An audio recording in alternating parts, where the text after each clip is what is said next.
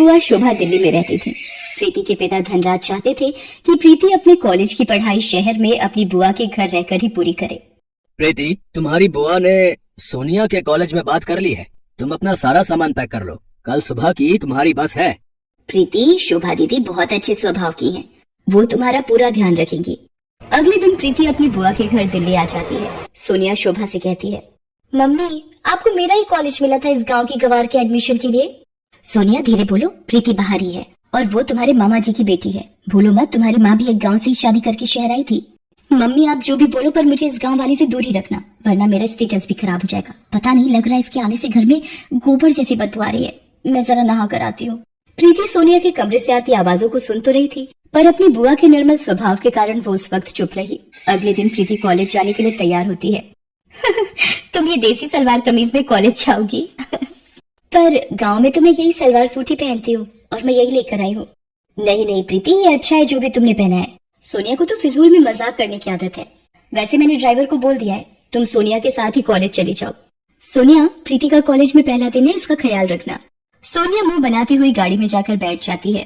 प्रीति भी उसके साथ चुपचाप गाड़ी में बैठ जाती है। पूरे रास्ते प्रीति सोनिया से बात करने की कोशिश कर रही थी, पर सोनिया बार बार अपने मेकअप में और अपनी सेल्फी लेने में ही व्यस्त रही। सोनिया कॉलेज आने से थोड़ी देर पहले ही ड्राइवर को गाड़ी रोकने के लिए कहती है, ड्राइवर गाड़ी रोको। प्रीति गाड़ी से नीचे उतरो। पर सोनिया मैडम, आपका कॉलेज तो अभी थोड़ा आगे है। ड्राइवर, तुमसे जितना कहा जा रहा है उतना सुना करो। और प्रीति, तुम यहाँ से कॉलेज अकेले जाओगी पैदल। मैं नहीं चाहती कि मेरी फ्रेंड्स तुम जैसी गांव की गवार को मेरे साथ गाड़ी से उतरते हुए देखें। सोनिया प्रीति को गाड़ी से उतार देती है और गाड़ी आगे चली जाती है। प्रीति अकेली सड़क पर पैदल ही कॉलेज तक पहुँचती है। वो सोनिया के पास जाती है। सोनिया, सोनिया सुनो तो। सोनिया, वो सलवार कमीज वाली लड़की तुम्हें आवाज दे रही है। पायल, तू कैंटीन में मेरा वेट कर, मैं थोड़ी देर में आती हूँ। क्या बात है प्रीति, मैंने तुमसे कहा था मेरे से कॉलेज में दूर रहना, पर तुम सबके सामने इतनी तेज आवाज लगाकर क्यों बुला रही हो? सोनिया, मैं यहाँ पर किसी को भी नहीं जानती हूँ, इसीलिए तुम्हें बुला रही थी। क्या तुम मुझे सबसे मिलवा सकती हो? आज इसका सबसे मिलने का किस्सा ही खत्म कर देती हूँ। चला कैंटीन में, सबसे तेरी पहचान करवाती हूँ। सोनिया प्रीति को कॉलेज की कैंटीन में ले जाती है। फ्रेंड्स, इससे मिलिए, ये है गांव से आई हुई एक बहुत ही सुशील लड़की प्रीति। ये आप सबके साथ पहचान करने आई है। अच्छा, आओ प्रीति, हमारे साथ बैठो। प्रीति जैसे ही कुर्सी पर बैठने लगती है, सोनिया कुर्सी खींच लेती है। प्रीति जमीन पर गिर जाती है। ओह सॉरी प्रीति, मुझे लगा तुम दूसरी कुर्सी पर बैठने वाली हो। कोई बात नहीं प्रीति, तुम इस कुर्सी पर बैठ जाओ। बेचारी प्रीति को अपमानित करते सोनिया को जरा भी लज्जा नहीं आ रही थी। कॉलेज के सभी लड़के लड़कियां प्रीति पर हंसने लगते हैं। सोनिया प्रीति को रोजाना ही परेशान करती रहती थी। कॉलेज में ही सोनिया का एक दोस्त था मोहित, वो भी बहुत ही बिगड़ा हुआ लड़का था। एक दिन, सोनिया, आज शाम की पार्टी में क्लब आ रही हो ना? देखो कोई बहाना नहीं चलेगा, आज मेरा जन्मदिन है और तुम बिल्कुल मना नहीं कर सकती। मोहित, तुम मेरे बेस्ट फ्रेंड हो, मैं तुम्हारे जन्मदिन की पार्टी में जरूर आऊंगी। सोनिया मोहित की बर्थडे पार्टी में जाने के लिए तैयार होने लगती है। सोनिया, प्रीति को भी अपने साथ लेती जाओ। जब से वो शहर आई है एक बार भी कहीं घूमने नहीं गई और मैं तुम्हारा नो नहीं सुनूंगी। ओके मम्मी, पर इसे बोल देना अपने सलवार सूट में ना जाए, कोई जीन्स और कुर्ती पहन ले। प्रीति भी सोनिया के साथ क्लब की पार्टी में चली जाती है। सोनिया प्रीति को एक टेबल पर बिठाकर मोहित और उसके दोस्तों के बीच चली जाती है। Hello Sonia, thank you so much, तुम मेरी पार्टी में आ गई, मानो 4 चांद लग गए। आओ डीजे पे डांस करते हैं। सोनिया मोहित और उसके दोस्तों के साथ डीजे पर डांस में व्यस्त हो जाती है। प्रीति पानी लेने के लिए काउंटर पर जाती है। तभी, कितनी गोलियां डाली हैं ड्रिंक में? बेफिक्र रहो, इतनी गोलियां डाल दी हैं कि सोनिया को सुबह तक होश नहीं आएगा। ये लोग सोनिया के बारे में क्या बात कर रहे हैं? उसे क्या पिलाने वाले हैं? मुझे सोनिया को बताना ही होगा, ये जरूर सोनिया के साथ कुछ गलत करने वाले हैं। मोहित सोनिया के लिए ड्रिंक लेकर जाता है। प्रीति सोनिया से कहती है, सोनिया, इन्होंने इस पानी में कुछ मिलाया है, तुम इसे मत पीना।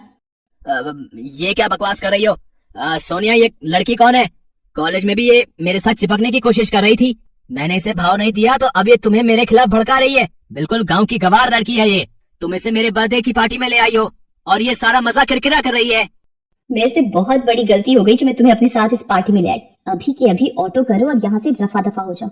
इस पार्टी में मुझे तुम्हारी शक्ल ना दिख जाए। गार्ड, इस लड़की को गेट से बाहर कर दो। प्रीति को ना चाहते हुए भी क्लब से बाहर जाना पड़ता है, पर उसे सोनिया की चिंता हो रही थी और वो सोनिया के पास वापस जाने का तरीका ढूंढ रही थी। उधर मोहित सोनिया को नशे की गोलियां मिलाकर वो ड्रिंक पिला देता है। मोहित, मुझे चक्कर आ रहे हैं, सिर घूम रहा है। अब एक काम करते हैं ना, हम ऊपर रूम में चलते हैं। मोहित सोनिया को होटल के कमरे में ले जाता है और सोनिया के नशे में होने का फायदा उठाने लगता है।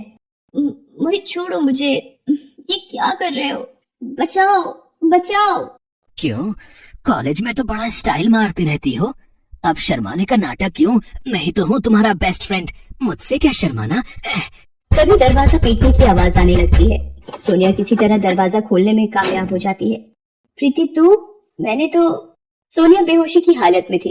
इतनी देर में शोभा भी होटल पहुंच जाती है। प्रीति ने शोभा को फोन कर दिया था और सारी बात बता दी थी।